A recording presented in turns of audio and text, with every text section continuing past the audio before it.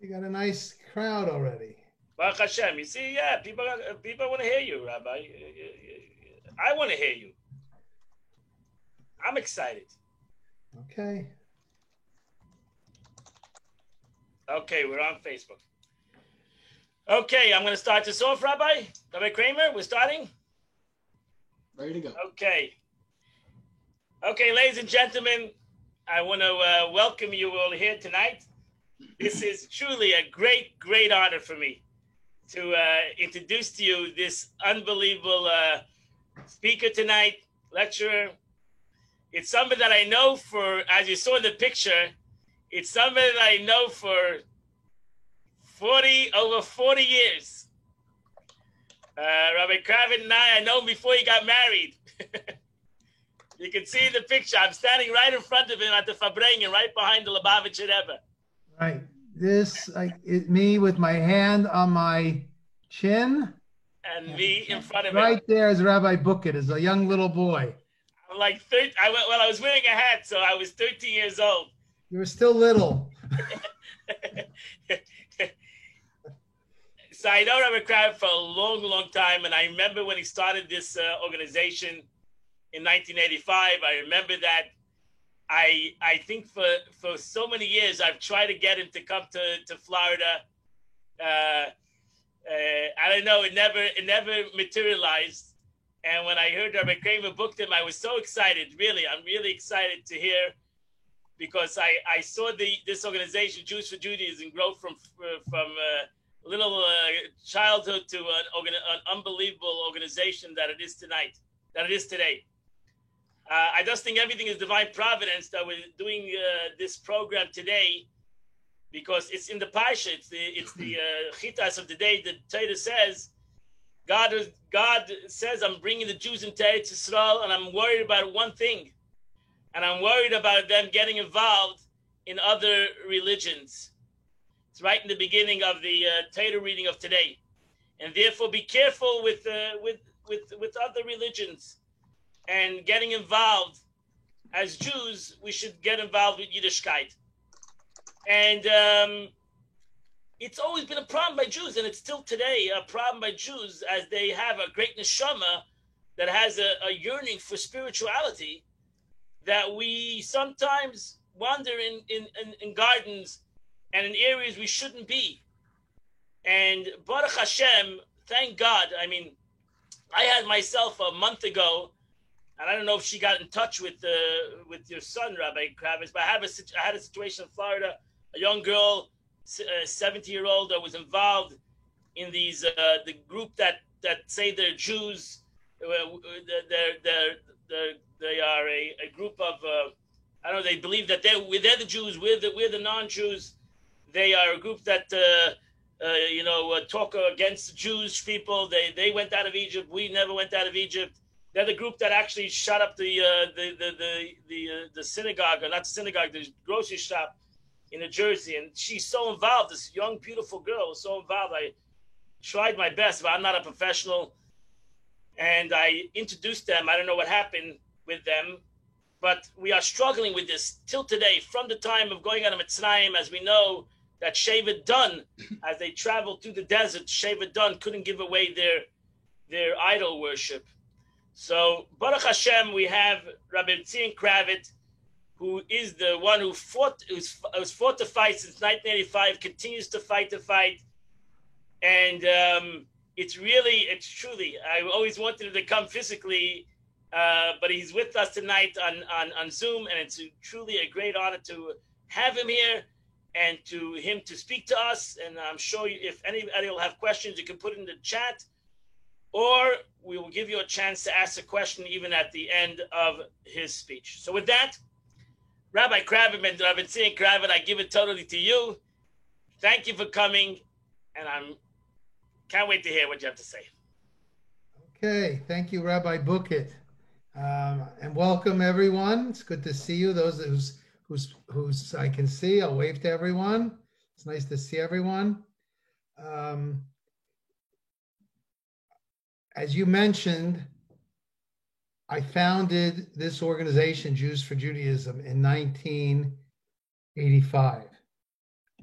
And I was very fortunate that I wrote to my mentor and my teacher, Rabbi Schneerson, the Lubavitcher Rebbe, and I asked him for a blessing to be able to do this work. And in less than an hour, I had an answer. And I believe that this, whatever success I have had, is due to his encouragement and his blessing. And as Rabbi Bucket mentioned, the Torah does talk about the challenges that the Jewish people will have as they travel through this amazing journey of Jewish history. And if you think about it, here are the Jews having just come out of Egypt, witnessed a monumental event of the giving of the Torah, the wisdom of Moses being shared with them. And as they prepare to go into the land of Israel, they are told, don't learn to do the ways of the nations who are already in the land of Israel.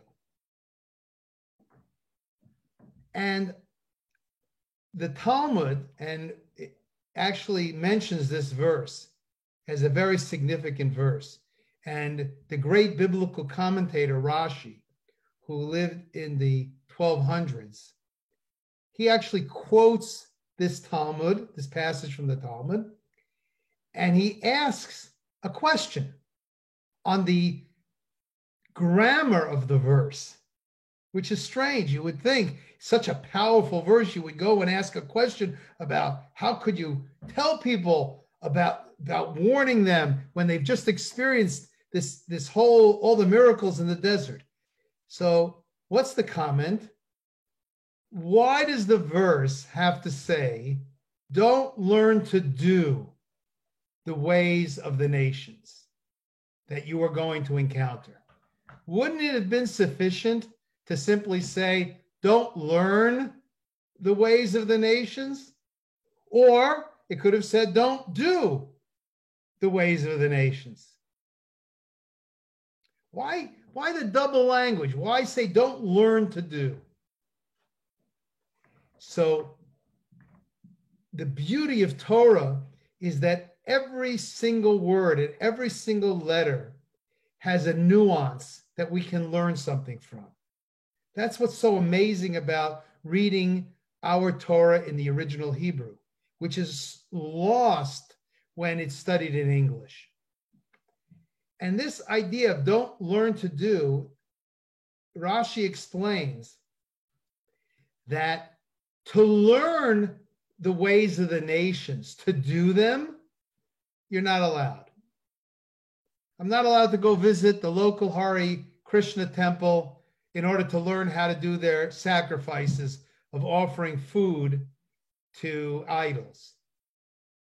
But if I want to learn so I can warn people about how ridiculous it is, and I've told people this, to go into one of these temples. I was actually helping one of the 12 leaders of that movement who was Jewish. I had met him and I was really making an impact on changing his mind. And he invited me down to the temple. I didn't want to go inside, but I looked from the outside and I was really shocked to see them actually offering physical food to these idols. The good news is I was able to help that gentleman, but more so, I've told so many people that when they talk about the idea that people worship idolatry and they would offer food to a statue and believe that somehow this statue has the ability to consume it, that's crazy for me.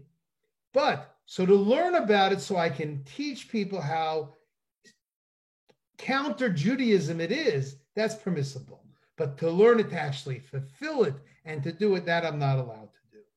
So when I started studying the philosophies of other religions with guidance from many of my other mentors, including, and I'll mention him, Rabbi Emmanuel Shochet of blessed memory from Toronto. We became over the years extremely close friends. In fact, when I used to call him up for a question and his wife would answer the phone, she'd say, he's busy and he won't talk to anyone, but he'll take your call. So I always felt very pleased with that relationship. And this is a gentleman who had a PhD in philosophy, taught in a university, ran a synagogue, was a master of Jewish mysticism and Talmudic teachings, translated many books of the Chabad philosophy.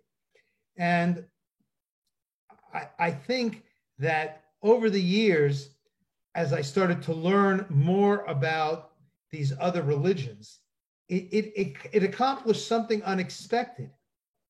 It enhanced my own belief in Judaism. When I could see how Judaism had a response for every argument that they could possibly think of. And this is actually what happened.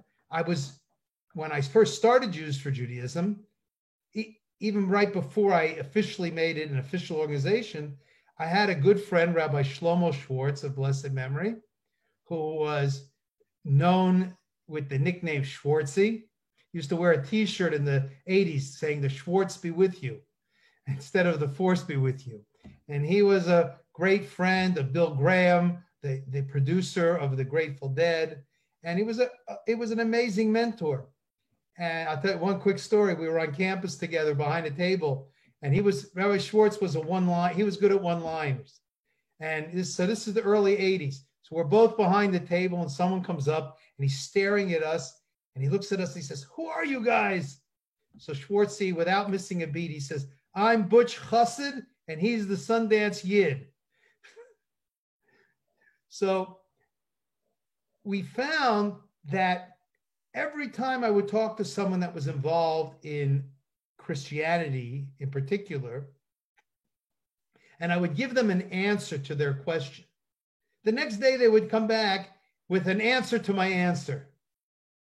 So I went and did the research and I gave them an answer to their answer.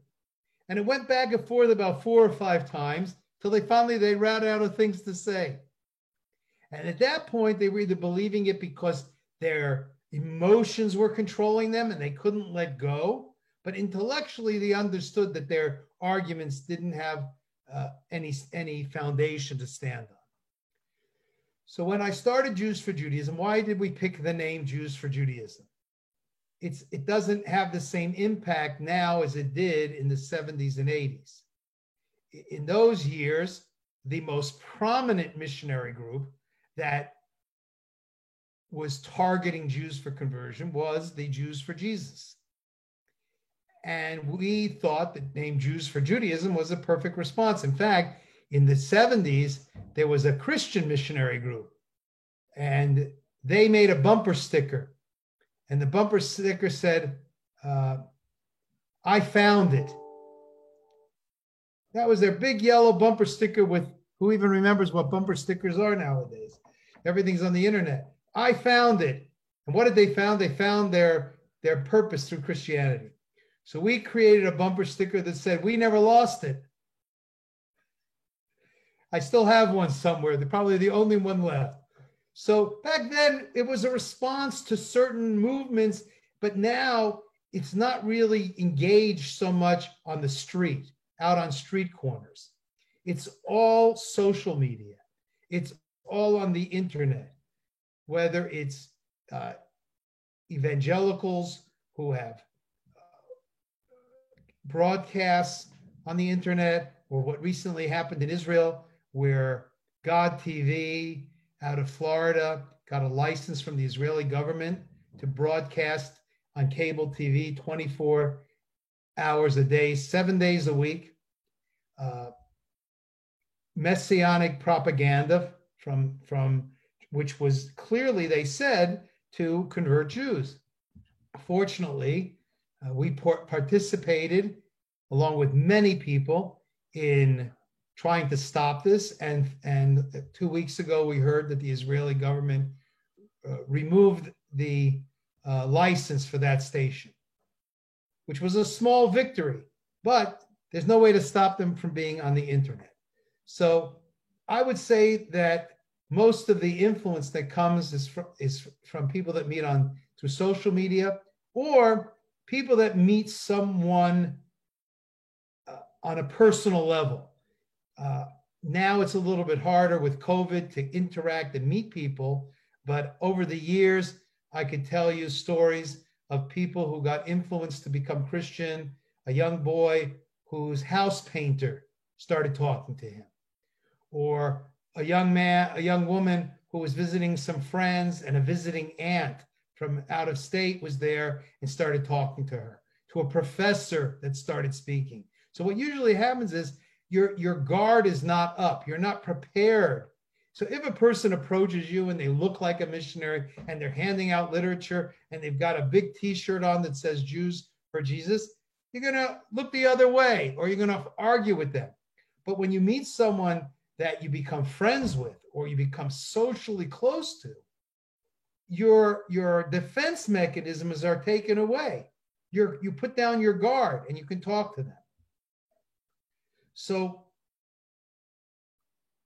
what we have done with Jews for Judaism is, first and foremost, to try to create resources so that no one can ever say that there aren't answers to all the missionary arguments.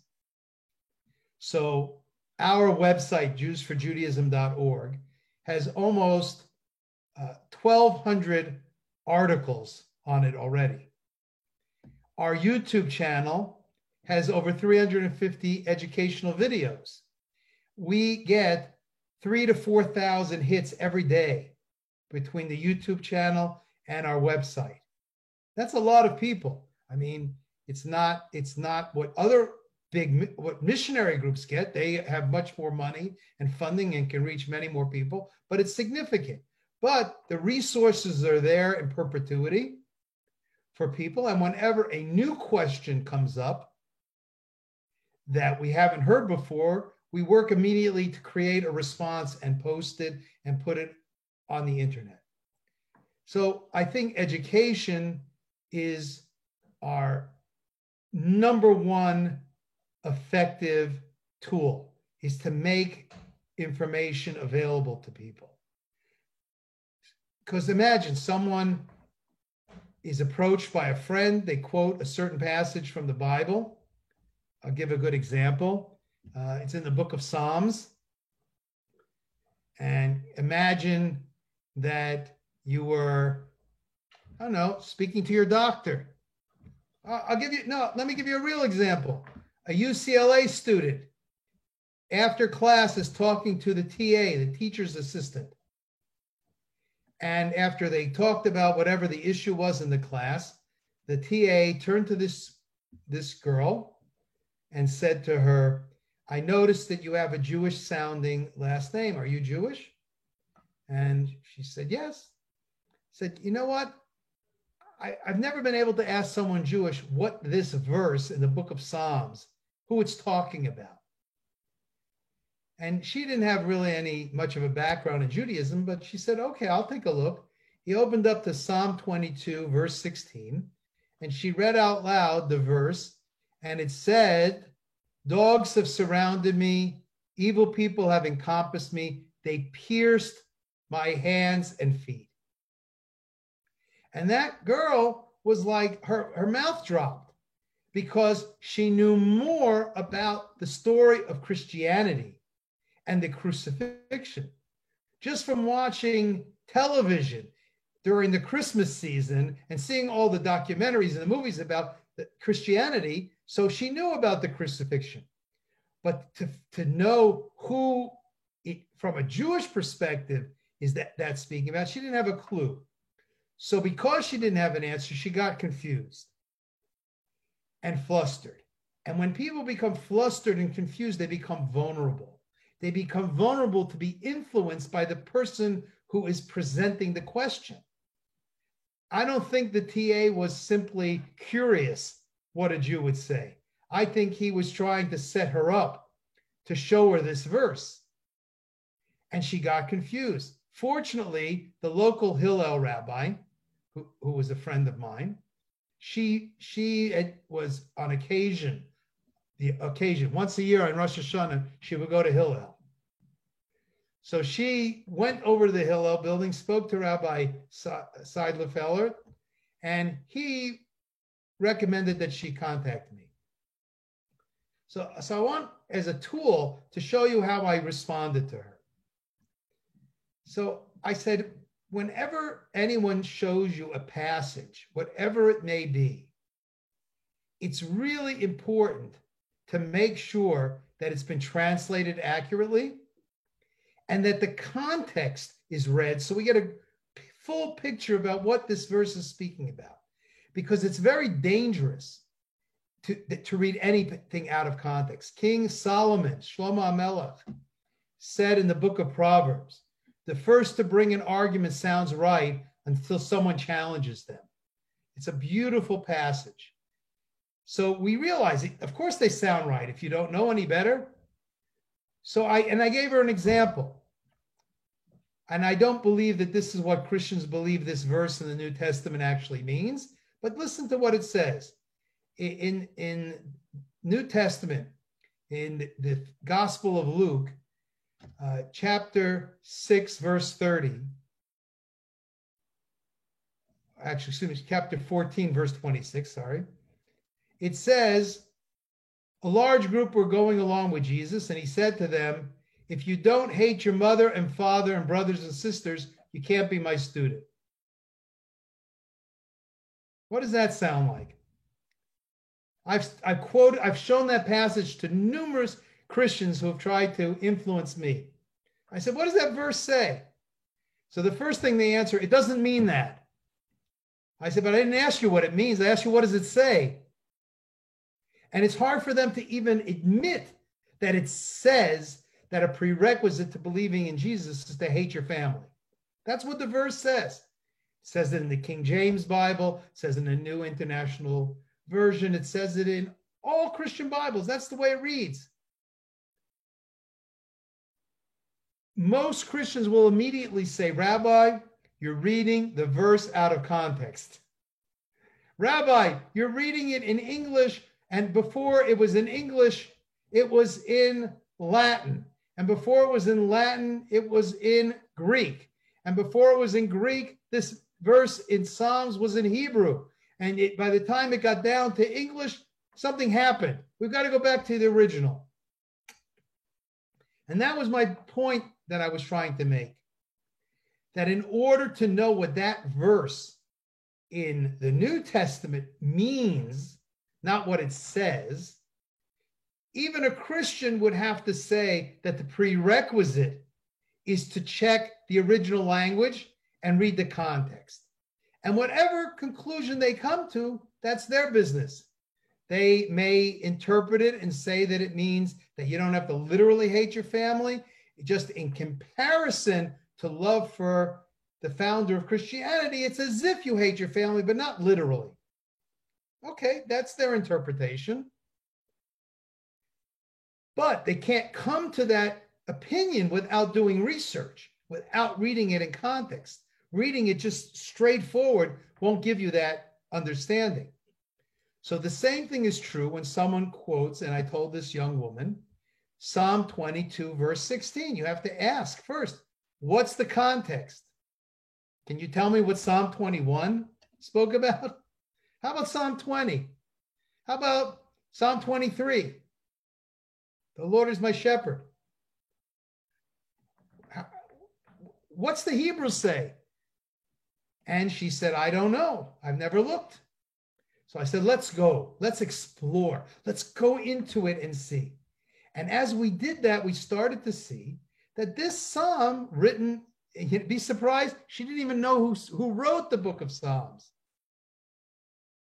Written by King David, who went through horrible, difficult times in his life, being chased by the armies of King Saul, who wanted to put him to death.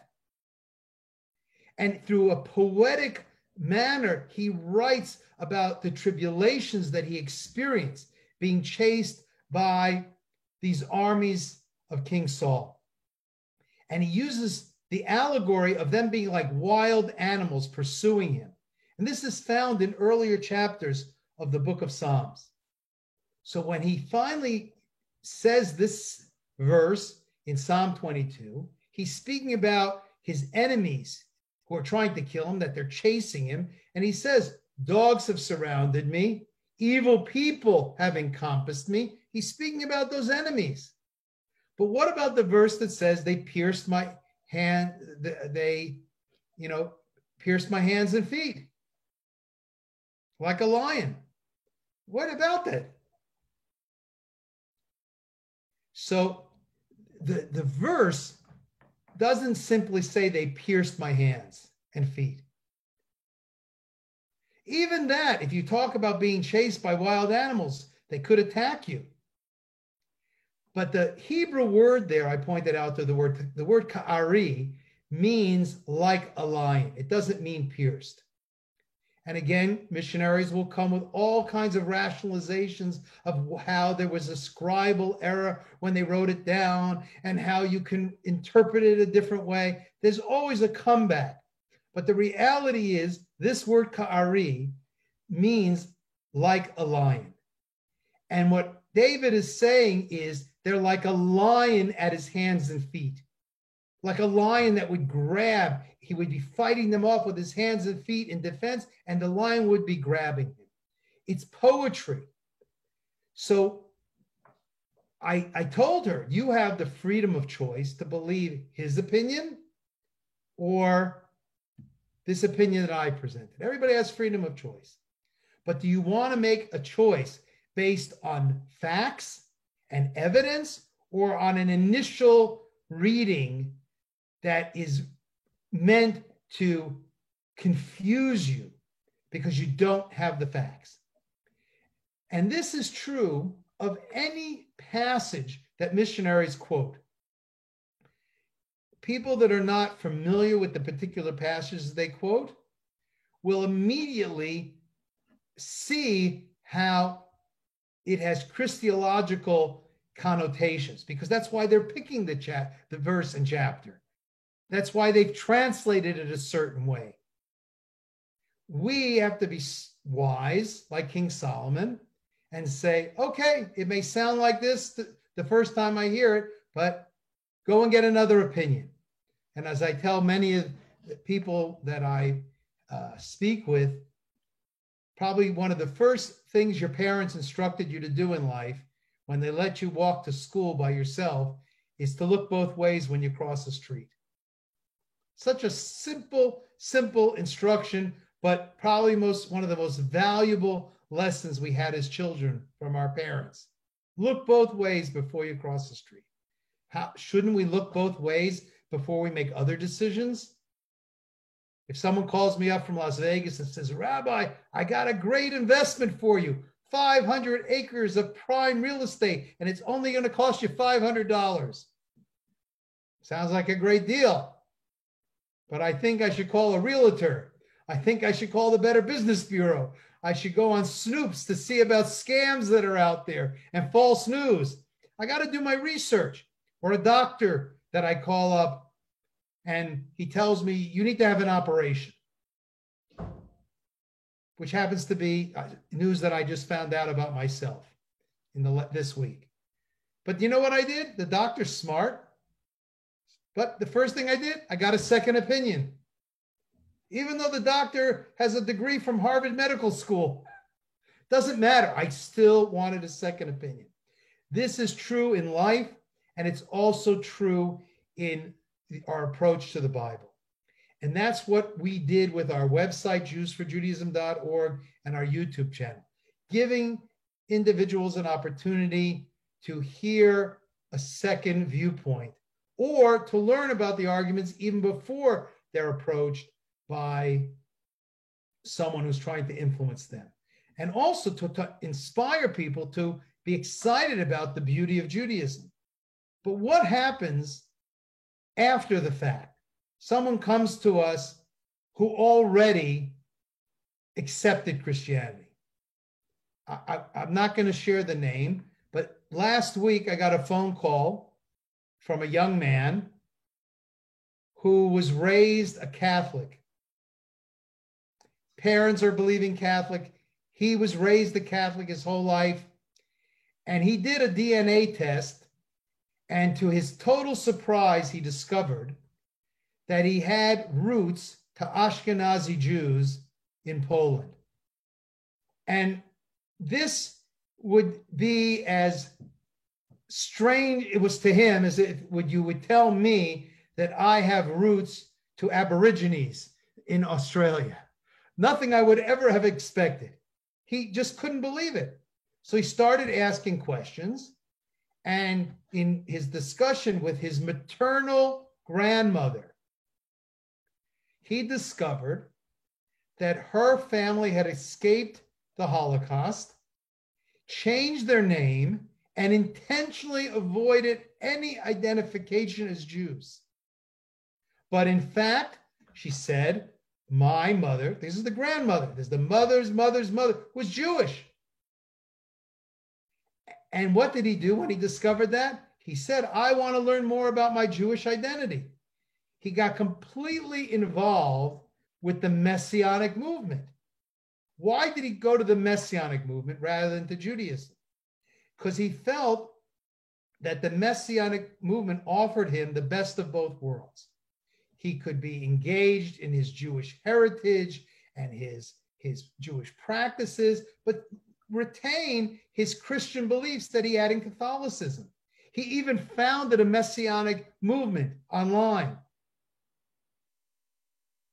Believe it or not, then he found our YouTube channel and started watching the videos and starting having questions. And he sent an email, which I received, saying, would you be willing to talk to me? And we had 2 lengthy Zoom meetings. And when we talked about things, I was watching his facial expression. He was like, I didn't know that. I didn't know this. And I told him, you know what? You can go and talk to other Messianics. They'll have answers for everything that I tell you. But you have to weigh the evidence. So again, we have to approach people who are already involved in the proper way, with kindness and with love.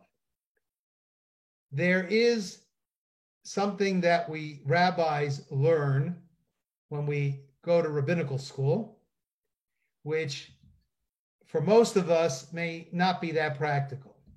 We learn certain laws of how to kosher certain pots and pans if they became in contact with non-kosher food. I have never had to, in my work, to deal with that. Maybe Rabbi Bookit has had to deal with it. But there's a rule. The way the thing became impure, so to speak, was it through fire? Was it on a fire when you put the non-kosher food? Or was it through boiling water? You use a similar method to purify it. Kabbalah kach paltoi, it's called. The way it became influenced by the non-kosher thing, that's the way you undo it. So let's apply this to the situation of helping that young man. He got involved in this, or other people, not because someone was mean to them or yelling at them or screaming at them, but because someone was kind to them. Someone was showing them love and attention. Maybe there were ulterior motives, maybe not. But the presentation was usually, the Moonies used to say, and that's a different group, let's love them to death. Bomb them with love. Bomb them with love. So we have to approach people. I know when you meet a missionary on the street, some people want to get really furious and yell at them, get out of our neighborhood, don't come up to my door. You see this thing on my doorpost? That's my mezuzah. Don't come to this house. We all want to do that. But if we're trying to help someone to bring them back, we have to do it with kindness And then once you break the ice, so to speak, then you can engage them in discussing Bible passages and trying to help them reevaluate what they did. What makes it most difficult, and I really learned about this from an amazing book that I was introduced to, written in the 1950s by a British psychologist named William Sargent. He wrote a book called Battle for the Mind. It's still available on Amazon. I've seen it. And he did his research on brainwashing, on mind control. And the two groups in that book that stand out in my memory, he interviewed former prisoners of war from the Korean War. How were they brainwashed by the North Koreans in Korean prisoner of war camps? And then, believe it or not, he speaks about John Wesley, who was the founder of the Protestant movement. And he speaks about how John Wesley would use props in his church. In addition to the way he preached, he would have little puppets hanging that looked like the devil. And he had imagery of the fires of hell. And he would terrify people that this is what would happen to them unless they accept Christianity.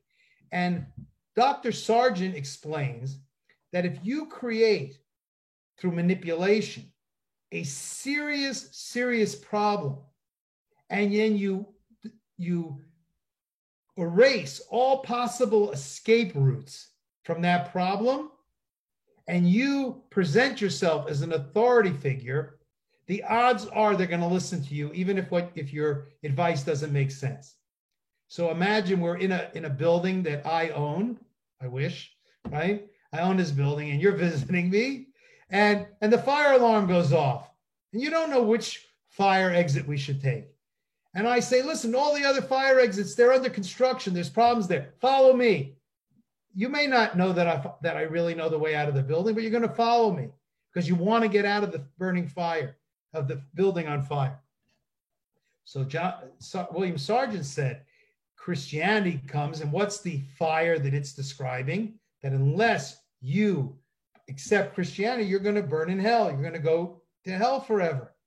And the way they do away with all the exit routes is that no other path can save you. We probably all heard that expression from Christianity. It's the only way. They always argue that their faith is the only way. One of the things that I have found in my life, the most impressive thing about Judaism was the fact that Judaism doesn't teach that there's only one way for the world to serve God. There's a way for Jews and there's a way for non-Jews. I have not found many other religions that teach that. I haven't found it in the Mormons. I haven't found it in Christians. I haven't found it in Muslims. I haven't found it almost anywhere except in Judaism that says there's a path for Jews and there's a path for non-Jews. And if you're interested in learning about the 7 laws of Noah, which is the covenant relationship with non-Jews, you can go on Chabad.org, type in the word Noahide, and there's information there. But I've been reading and I've been sharing this book with many people. I don't know if you can see, it's called Kabbalah and the Meditation for the Nations by Rabbi Yitzhak Ginsburg. And he actually wrote it for non-Jewish people. It's a little bit heavy because of the Kabbalistic terminologies, but woven around that, he gives a beautiful explanation of the whole idea of what this Noahide covenant is for non-Jews and how they can have a intimate personal relationship with God, that they have freedom of choice to make decisions. And I think that is an important thing that and I have many people who are non-Jews who are leaving Christianity that are calling and emailing me saying, how do I become Jewish? And I say, wait a second, before you decide to become Jewish, let's find out if that Noahide movement works for you. Maybe that's where you're looking. In fact, I'm working with a couple in their 60s I don't want to say where they are, but this couple in their 60s were raised their entire life as evangelical Christians.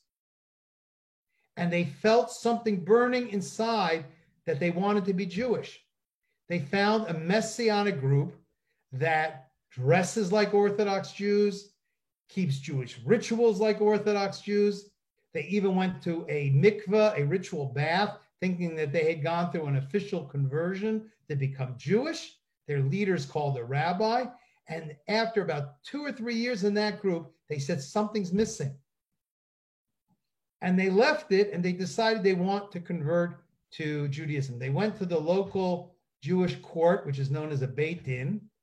The Beit Din told them to speak to me. I wish the Beit Din had given me a heads up, but I got this call from them, and we've been studying. It's now maybe almost a year that we've been studying, and my weekly spiritual insights, the wife of this couple helps edit them for me, and I also shared that book about the Noahide concept, which gave them a lot of insights into what it means to go from being a non-Jew to being a Jew, and this path in between that you could either decide to use as a stepping stone to be Jewish, or say, okay, that's what works for me.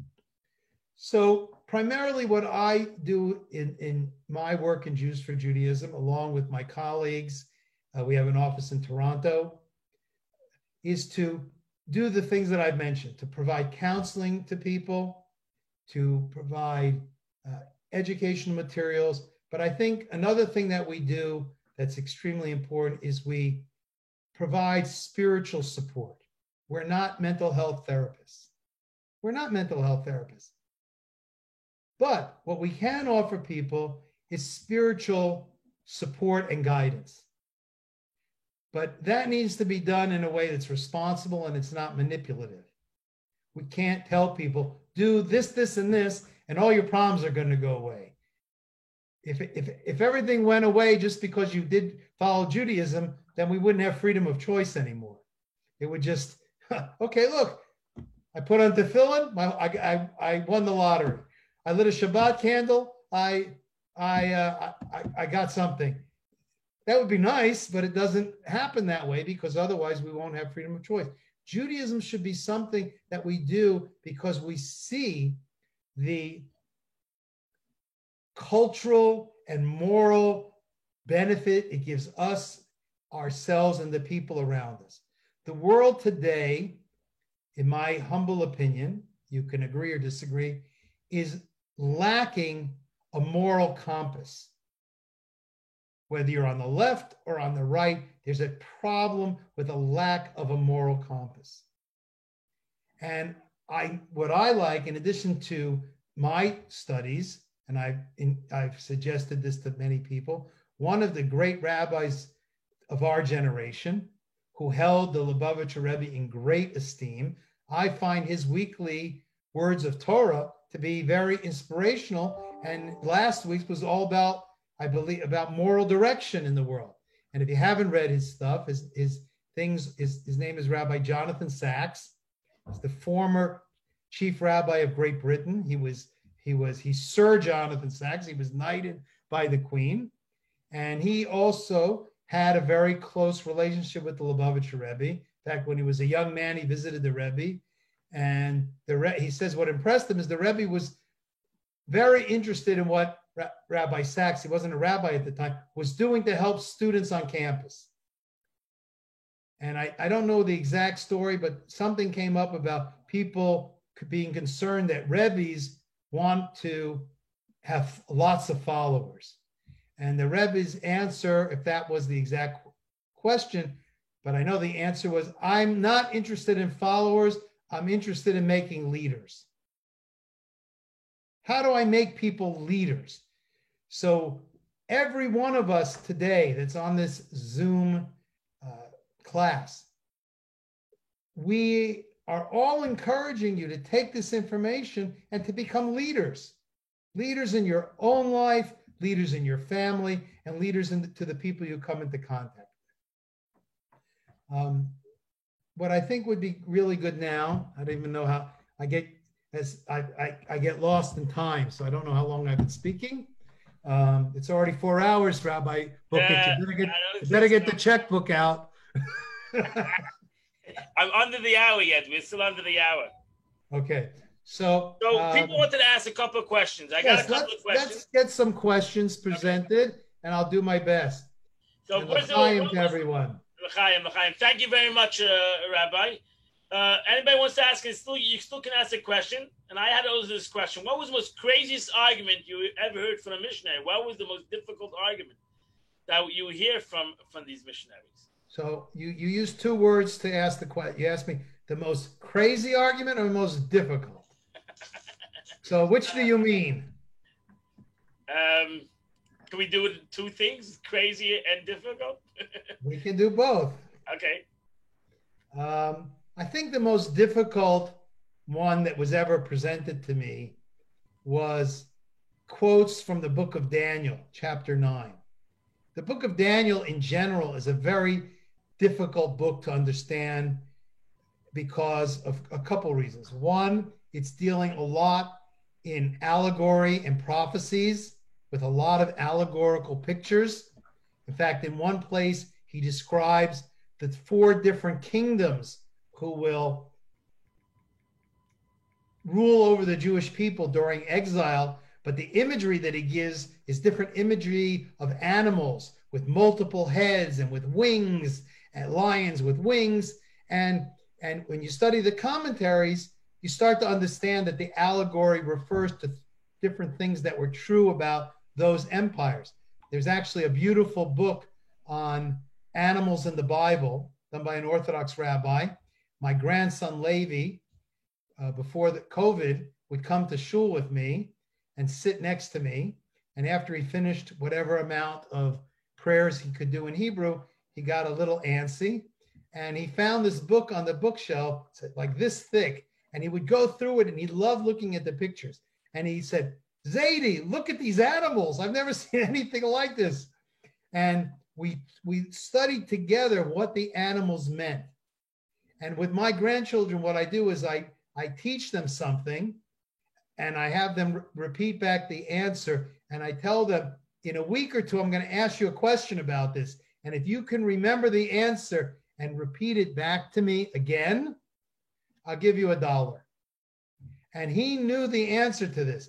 So, but the book of Daniel is very difficult. Also, a good percentage of the book of Daniel is written in Aramaic, not in Hebrew. So there is a chapter 9, which missionaries try to use through strange calculations of dates to try to show that this verse speaks about when the Messiah will come and be cut off and killed, and that it happens, according to the way they do the calculation, around the time of the destruction of the Second Temple, which would fit in perfectly for Christians. So first of all, it doesn't mean it was Jesus. Second of all, what does the chapter speak about? That was the most difficult. It took me 6 months studying that chapter with every commentary I could get a hold of, till one day it just clicked and I said, I got it. I understand the starting point of this, which is different than the way the Christians say it. But one interesting thing that I will mention in that, it does say that from a certain period around the destruction of the first temple until an anointed individual will come, there'll be a certain number of years. And then a certain number of years later, he'll be cut off, an anointed individual. The reason I'm saying anointed is because the Hebrew word there is the word Mashiach. In most Christian Bibles, when they translate this verse in Daniel 9, they translate the word Mashiach as the Messiah.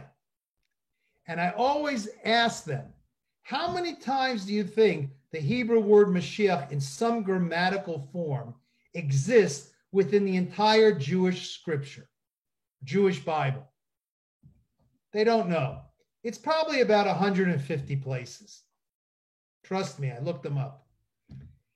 I asked them, if it's 150 places, how many places do you think it's translated as Messiah in your translation?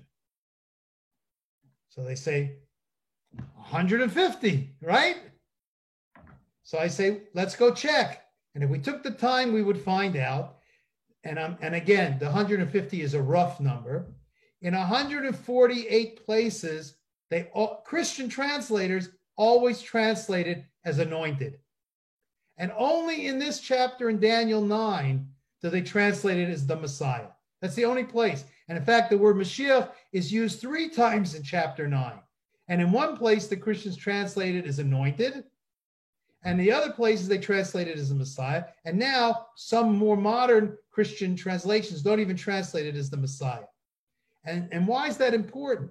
Because the word Mashiach, which means anointed, in the same way, the word Christos from Christ also means anointed, not Messiah, is because people and objects were anointed to a certain holy status. But it wasn't just kings. Kings were anointed, Kohanim, priests were anointed, prophets were anointed, physical objects were anointed. The Holy of Holies in the temple was anointed. So when we read that word in Hebrew, we always, and then I asked them, how many times do you think the word the Messiah appears in Jewish translations? I don't care if you use the Art Scroll or the JPS. How many times do you think the word Messiah is in our Bible? 0. Never. It's always anointed. And from the context, oh, there comes that magic word, the context, we can now determine who is that or what is that anointed word referring to. Is it a priest? Is it the high priest? Is it Isaiah? Is it the Holy of Holies? Is it the matzahs that were anointed with oil? We have to look at the context. So what I discovered by studying Daniel 9 as the first anointed person wasn't even Jewish. King Cyrus. If you haven't heard of him, he was the king of the Persian Empire. And archaeologists found something called the Cyrus Scroll. And it's famous for speaking about liberties of people. In fact, in LA, we have a very large Persian community. And not far from my house on a very prominent road, there's a big, it must be 12 feet by 8 feet piece of art that replicates that Cyrus scroll. Well, King Cyrus not only spoke about freedoms for people, he allowed the Jewish people to return from the exiles in Persia, to return to Jerusalem to rebuild the temple. And in Isaiah chapter, I think it's 44 or 45, I think it's 45 at the beginning, he's referred to as God's anointed one. And it's not translated as God's Messiah, his anointed one. So the first person that comes in Daniel 9 after the destruction of the first temple, who's anointed, is King Cyrus. He comes about 50 years later, and he's a great leader. He tells the Jews they can go build the temple. And then hundreds of years later, when it talks about an anointed person ceasing to exist anymore, it's speaking about the last high priest and the last Jewish king, who were both anointed, but they're cut off. Even the sacrificial system was cut off, and that was anointed. So that was the most challenging. Now, the other part B was the most challenging, and what? The craziest. The craziest one. I'll tell you, I was once at a Jewish festival for Israel, and I had a booth there, Jews for Judaism booth, talking to people, and this missionary came to the festival, and he came up to the booth, and he started arguing with me, and he kept telling me that I need to bring sacrifices to get rid of my sins, because the Bible says you need sacrifices. So I pointed out to him that in the book of Hosea, when the Jews weren't able to get to Jerusalem and they couldn't offer sacrifices, King prophet Hosea told them, offer your prayer in place of sacrifices to motivate you to repent. He didn't like that argument. He said, show me a verse that says that your sins are forgiven because of prayer. So I said to him, every Yom Kippur, the holiest day of the year, we Jews scream out multiple times a phrase from the Bible. And God said, Vayomer Hashem, Salachti Kidvarecha. I have forgiven them according to your words. Moses prayed that the Jewish people should be forgiven. And God says, I've forgiven them according to your words. So his mouth dropped. He didn't know what's he going to say. So he left. And here's the crazy part. Someone came over and said, Rabbi Kravitz, how do you know so much about the New Testament? So I said, it's easy. I make it up as I go along, just like they did. That was a little crazy encounter that I had. Not a crazy answer.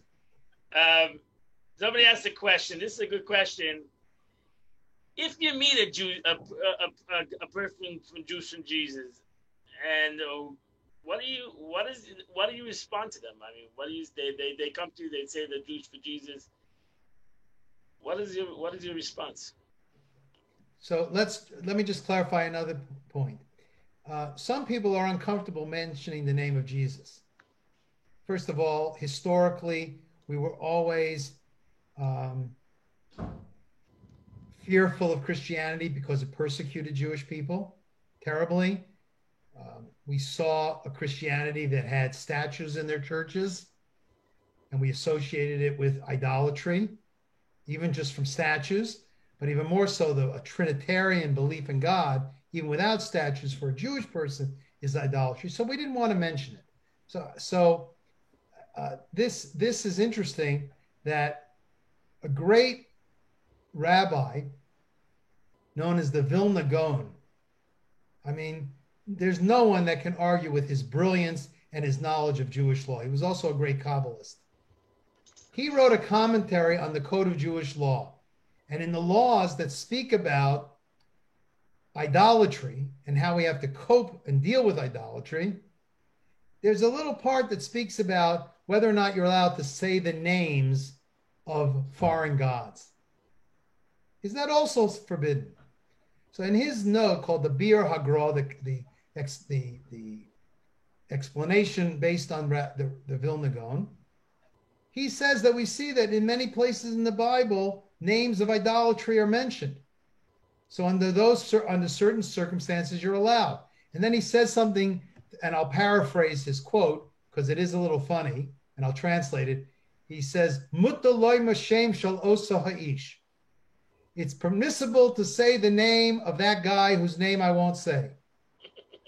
So that's not the exact wording that he used, but he's basically saying you could say his name because he's mentioned in the Talmud.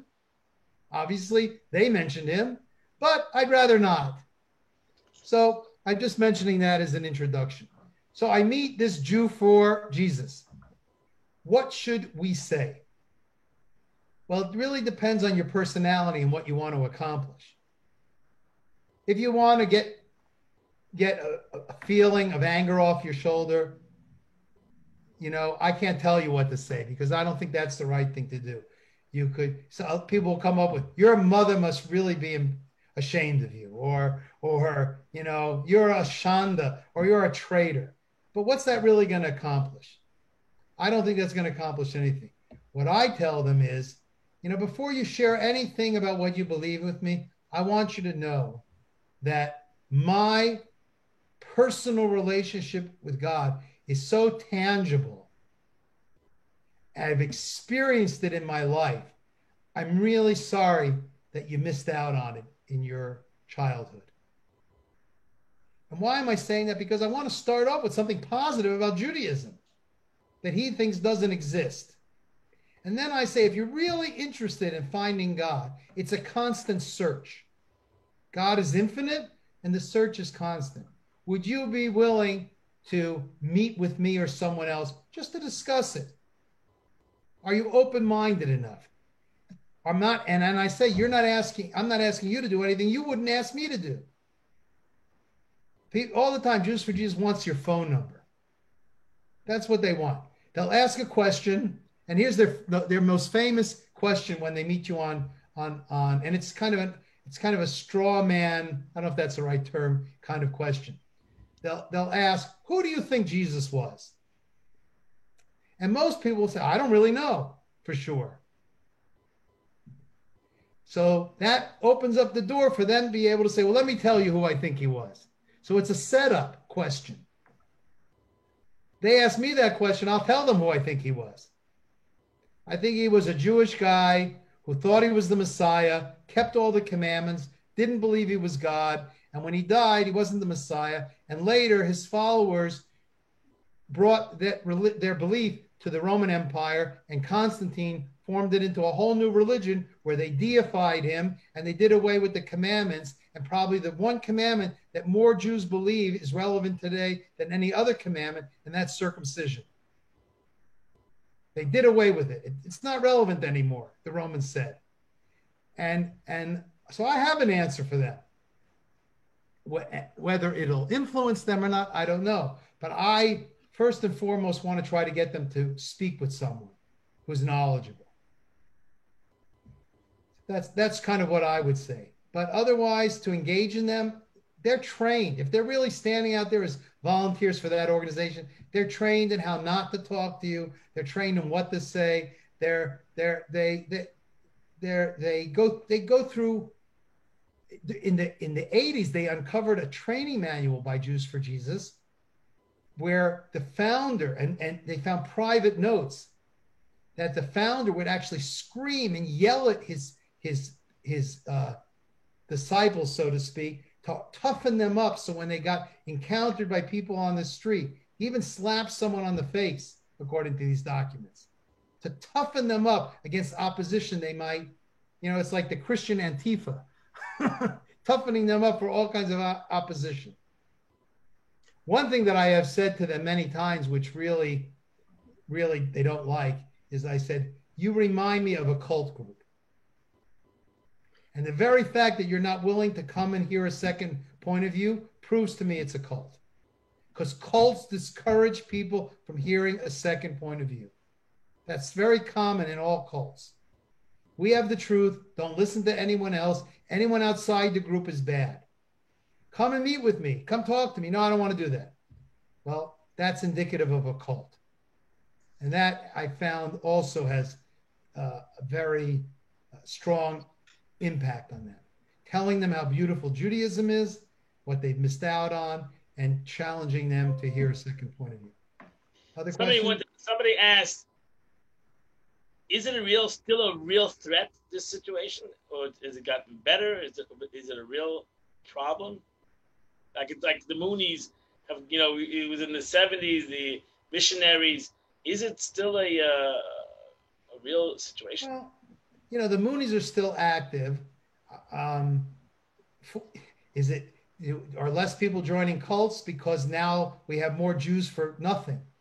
Jews who don't practice and don't believe in anything and don't even the religion became. An Orthodox Jew came up to me and talked about his son went off to a university and he joined Antifa. I couldn't believe it. Of all groups, so the Moonies are not as popular, and they became more mainline. They bought the Washington Times. You may not be aware, but the Washington Times, which is a very conservative newspaper, it's owned by the Moonies. So they are influential, but in a different way. They're not standing, you don't see the Moonies standing on street corners anymore. But so yes, when it comes to Christianity, they haven't gone away.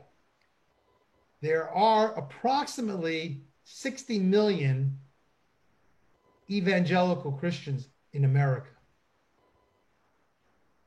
And being evangelical by definition means that they're very bought into their beliefs and they want to share their beliefs. Whereas we, as a Jewish community, the number that's still thrown around is maybe 6.5, 7 million people are Jewish. But of those 6.5 to 7 million, how many are really very involved in their Jewish identity, where they'll enjoy going to synagogue, where they enjoy having Jewish rituals in their life, where they want to go to Israel and experience the Jewish history? Let's throw out a number. 50%? I wish. I think Rabbi Bucket said, I wish. But let's say 50%. That would be a big number. So that's 3 million versus 60 million. And of the 3 million who are involved, how many of them study the Bible on a regular basis, like evangelical Christians? So we are outnumbered. It's the history of the Jews that we've always been outnumbered. And we don't survive because of our numbers. We survive because of the essence of our message. So the problem does exist, but you may not see it on the street corner like we did in the 70s and 80s.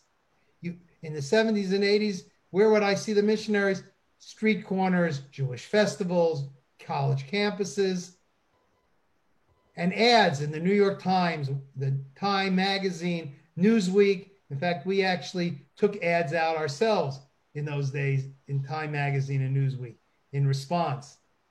And but we did it regionally, not nationally because of the cost. But raise your hand for those I can see. How many people have read a Time magazine recently?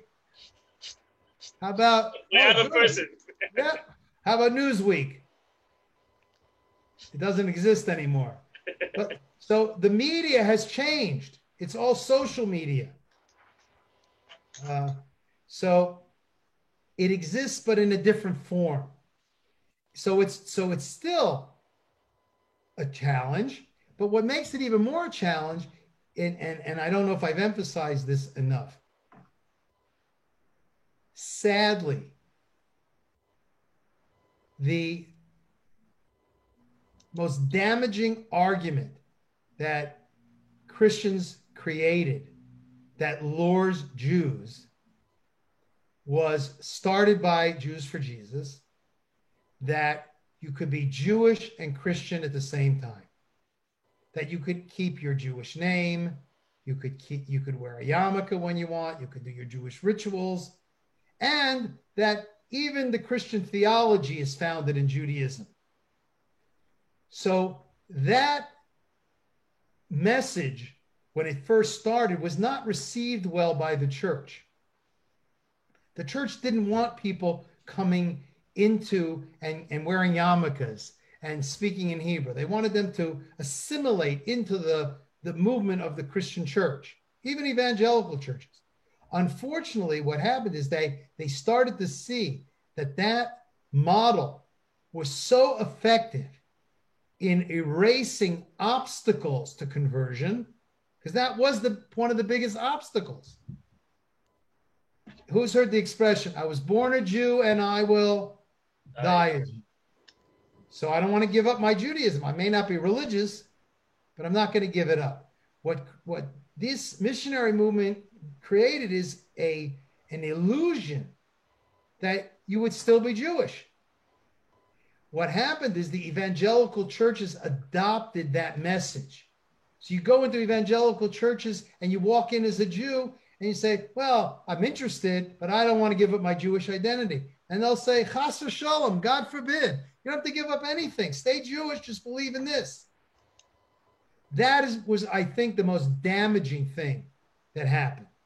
And what makes the problem more acute today is it's not just a couple 100,000 Jews have converted to Christianity who are sharing that message. It's the entire evangelical movement.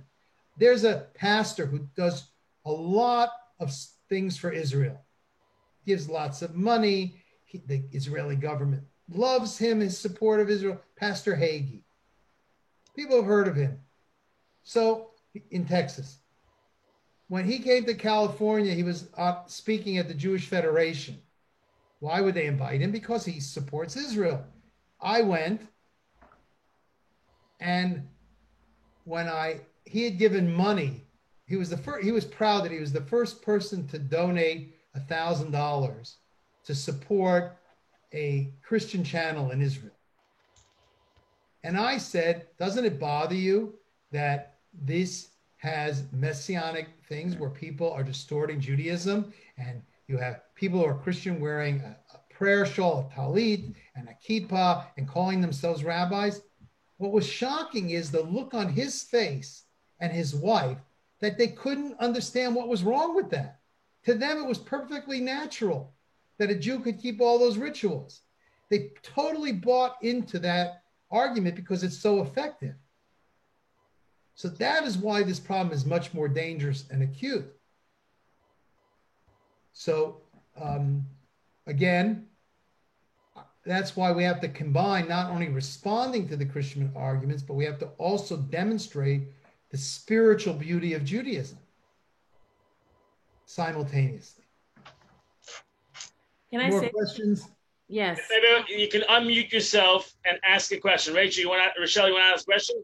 Yes. So you answered my question, and I want to say also that I remember in the 80s when the former Soviet Union let the Jewish people out. I was living in Baltimore, and they were all moving to Baltimore, and Jews for Jesus set up a storefront in the Jewish community to convert the Russian people. And then Jews for Judaism set up exactly next door in this storefront. I don't know if you were involved in that, but I remember that like it was. That was in Toronto. It was in Baltimore also. You don't remember that? I guess it wasn't. I lived in Toronto too, but I remember it in Baltimore. Okay, well, I won't argue with a person's memory. I don't know. I guess I'm wrong. No, you're not necessarily wrong, but let's focus. It did happen in Toronto. Okay, so it's possible that my memory's wrong because I've lived in both Baltimore and Toronto. It was Toronto, and this Messianic group opened up and rented a storefront in a shopping mall. Okay. And the Jewish community went ballistic because they looked like a Jewish synagogue with their name. And the owner of the mall, who was Jewish, got inundated by everybody. So he was looking for a way out because he couldn't break the lease. So he gave Jews for Judaism the storefront right next to them for free. And for years and years, that's where we were set up in our office till the Messianic movement went out and bought a building. And then the owner of the mall said, okay, you don't need to be here anymore. And then we had to start paying rent. It would have been nice if we could have stayed there, but that was a little confrontational what we did. Right. I just remember your movement. It's amazing. I wish I could be a part of it. And the question I have also, in addition By the way, just excuse me, I just put up on, I just sent a, I meant to send it to everyone. Sorry. Hold on. I just wanted to type in our website so if anybody wants to. So people can go and. Okay. I have one other question, kind of piggybacking on the answer that you already gave. When a missionary comes up to us, I understand what the answer is, but what if somebody comes up to us and says, my daughter just converted to Jews for Jesus?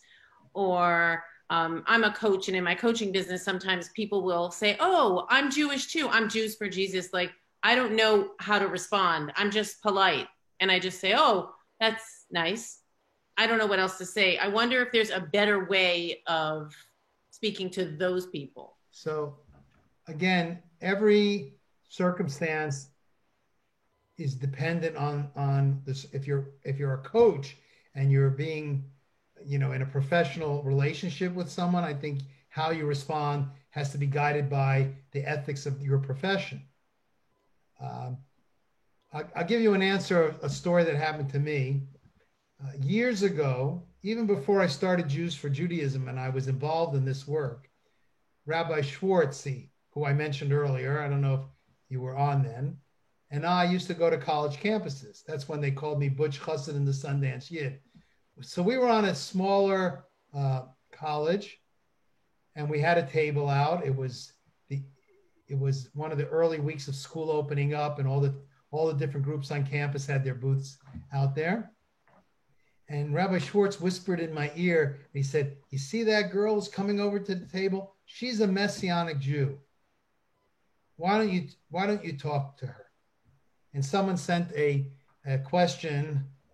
It was Paul. Elaborate, what is Messianic movement? So the Messianic movement is this movement where they believe Jesus is the Messiah. They tend to not talk about how they believe he's God, because that's a real turnoff, even though that's what they believe. And they incorporate Jewish rituals and study and Jewish sources into their teachings to make and give it a flavor of being, in their opinion, the fourth branch of Judaism and the only legitimate right path. I think that's a good way. And they call their leaders rabbis. They call their house of worship a synagogue instead of a church. They refer to Jesus as Yeshua instead of Jesus, all to take away the historical Christian idea and make it feel more Jewish. That's what the Messianic movement is. So this girl, Rabbi Schwartz says, is Messianic. I should speak to her. So when she came over to the table, I said, "Hi, how are you?" "Fine." I said, "Are you Jewish?" She said, "Yes." I said, "Do you go to synagogue?" She said, "Oh, yeah, I go to a Messianic synagogue. I'm a Messianic Jew." There's your scenario, right, Rachel? So I looked at her and I said, "Oh, that's cool. I'm a Messianic Jew too." So she had the best comeback I ever heard in my life. She said, "Pre or post? Are you pre-Messianic or post-Messianic?" So I said to her, "I'm pre-Messianic." And she said, "Well, I'm post-Messianic." So I said, "At least we have something in common. You want to talk?" And we went and sat down at a table on campus, and 6 hours I spoke to her straight. And then I invited her to study Hebrew with me. And nothing in combative, just to study Hebrew. And I chose the ethics of our fathers because Christianity portrays the rabbis as the Pharisees who were corrupt and crooked. I'm sure you're familiar with that. That's where the whole word Pharisee is utilized.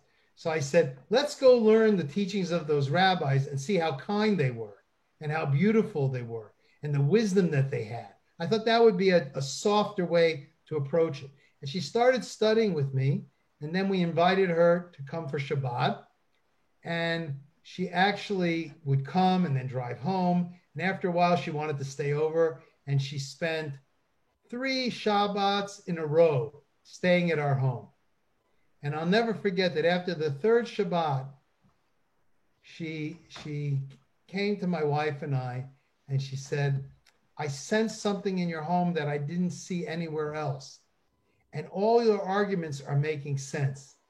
I can't believe in this anymore." And she turned her whole life around and really got much more deeply involved in Judaism, but it all came from my comeback line, which was, "Oh, Messianic? I'm Messianic. At least we have something in common. What can we talk about it? Or can we meet with someone to talk about it?" A lot of these people think that I helped someone from San Diego, Rabbi Yonah Fratkin, the rabbi of San Diego. I know the rabbis here know. He asked me to meet with someone, and he told me that the first rabbi he met with, when he talked to him about the Messiah, the comeback of that rabbi was, "Well, Judaism doesn't really believe in a human Messiah." Now, I had a Reform rabbi who's a dear friend of mine take one of my classes many, many years ago. And I mentioned this story, and someone said, "You're right. We Reform Jews don't believe in a physical Messiah." And unbeknownst to them, there was a Reform rabbi in the class. And he stood up and he said, "I'm a Reform rabbi." And that's not accurate. We may not personally think of a individual human being as Messiah, but we don't deny the history of Judaism believing in a messianic individual. It exists within Judaism. We've chosen to not interpret it that way. But don't say it doesn't exist in Judaism. So, but when unfortunately, many people think that, not all, but some have an impression that Jews don't believe in a real Messiah, or we don't believe in God. Has anyone in this room ever met a rabbi who has said, I'm not really sure if there's a God or not? I have. I have some friends that are rabbis. They're not sure. Some say they definitely don't believe in God. Some say, I'm not really sure. And you know what? It's okay. It is okay to doubt and not know for sure. It's a hard pill to swallow, to say, I know that there's a God. But I want to let people know that within the body of Judaism, we have these beliefs. Christianity didn't invent them. They come from us, along with all the other wonderful things that Judaism introduced to the world. Critical thinking, like the verse from King Solomon, judicial systems, morality. 2,000 years ago, when women were treated as animals, and Judaism said you must respect women. Maybe the way they said it was not in a way that people today are comfortable with, but way before anyone was speaking about human rights and treating women equally, Judaism was teaching that. Even the Maimonides didn't think that the whole idea of sacrificing animals, he thought it was just a compromise to wean the Jews away from the idolatrous practice, but ultimately not to believe in that, to be compassionate. Cruelty to animals. I just saw a video on YouTube yesterday, heartbreaking, of someone that adopted a dog, and it was rescued from China, and it was on the line to be butchered because they eat dog meat. Treating animals that was in a cage with 100 other dogs in the room, enough for 4. Long before that, Judaism taught about not being cruel to animals, not to burden an ox and a horse together, because it would be too hard on the horse to have to keep up with the strength of the ox, to not take a limb from an animal that's still alive, which is still practiced in some places in the world today. So I like to tell people what Judaism has. Michael Medved, I don't know if you've heard of him. Michael Medved is an Orthodox Jew, lives in Washington, who was until recently a talk show host. And then he got cancer of the throat, and I think eventually because of that, he may have moved away from doing broadcasts. But he once said, a lot of Jews define their Judaism by what they don't believe in, not by what they do believe in. Well, I'm Jewish because we don't believe in Jesus. But what do you believe in? And I'm looking at people's faces here that I see, and they can answer that question. They know what they believe in. They know what Judaism means to them. They know what it meant to their family and their parents, whether their parents are alive or have passed on. But how many Jews don't have that? That's what we need to give them. We need to be leaders that share and inspire. So when you ask, what am I going to say to someone? There's no quick one-line response. It's the follow-up with having a dialogue and knowing how to engage them and get them to be open-minded and to impress upon them that there's something positive. 90% of what I do when I try to counsel someone is building rapport and trust. Because if I don't have rapport and trust, why would they even want to talk to me? Okay, that's the best I can do on that question. Well, I think that I've been seeing it. We went over an hour and a half already. This is like, I don't know, you're breaking the budget. Anybody else have the question? If not, we're gonna bring this to a close. Everybody see the website for Jews for Judaism here? Right. I just want to tell everybody to please go to Jews for Judaism, the website. It's a phenomenal website. And number 2, support Jews for Judaism. I think we are.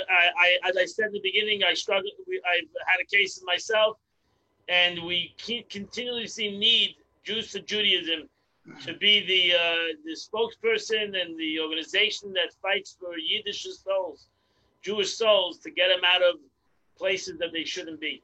So I hope that everybody goes to the Jews for Judaism website and helps Rabbi Bentzion in his work and whatever he does. And what I tell you, Rabbi Bentzion, this was a night that I waited for many years. The shame that you're all the way in California. I'm here in Boca. Okay, so now I gave you a taste of what Way to get you. I'm interested when we get. So as soon as COVID is cured, and I'm hoping that the medical hospital research done at Oxford University, that they say they're in test trials with a vaccine. God should help us that either that vaccine or another one should come very quickly. It should be a vaccine without any side effects. Amen. And because we need a vaccine for that illness. And if anyone can recommend a good vaccine for our moral issues that are going on in America, which I see people shaking their heads on the screen. There's an old story about the city of Chelm. It's a mythical city in Europe that didn't really exist, but it was always a joke that people would talk about. The Jewish press in New York used to have a cartoon series about the people of Chelm. And to give you an idea what kind of foolish people they were, they once saw that it was a very hot summer. And they realized that if they would be near the mountain, they would get shade for half of the day. So instead of moving the city, they decided they'll move the mountain,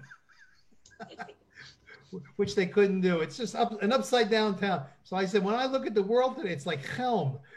It's like, what's going on? I don't understand this. They're trying to move the mountain. So anyhow, I just want to say that if you go to Jews for Judaism, and there is a place there that you can send me an email, or you can send it to Rabbi Kravitz at JewsForJudaism.org. If you want a private consultation or private questions answered, I'm happy to help you in the most expedient way possible, based on my schedule. So I'm happy to do that. Also, if you know of other groups or organizations like this that want to have me do, I'm doing another one for Chabad of Phoenix next month. We're doing another online class for people. That one's for their seniors group. I'm glad I'm the only senior here in the chat. I'm not showing the faces. Someone's shaking their head. You look so young, Andrea. I'm sorry. But I do appreciate the opportunity to speak to people. I hope it was helpful, and the more educated we are. And I want to just end with a little tefillah, a little prayer. HaKadosh Baruch Hu, the Holy One, blessed be He, should truly send healing to the world, both physically to all people and spiritually to people that need a little bit of assistance in their life to find their proper path. We should see open miracles in these things with everyone that needs a miracle. Whether it's health or spiritual. Amen. Thank you. Amen. Thank you so much. Thank you, Rabbi Kramer. Amen. Thank you, Bentzion. Thank you. I love you. God bless you. Okay. Thank you very much, everybody. Have a wonderful night and have a wonderful, beautiful Shabbos. You too. Mivarech, Mizbarech. Be blessed also. Thank you. Bye-bye. Take care. Bye-bye.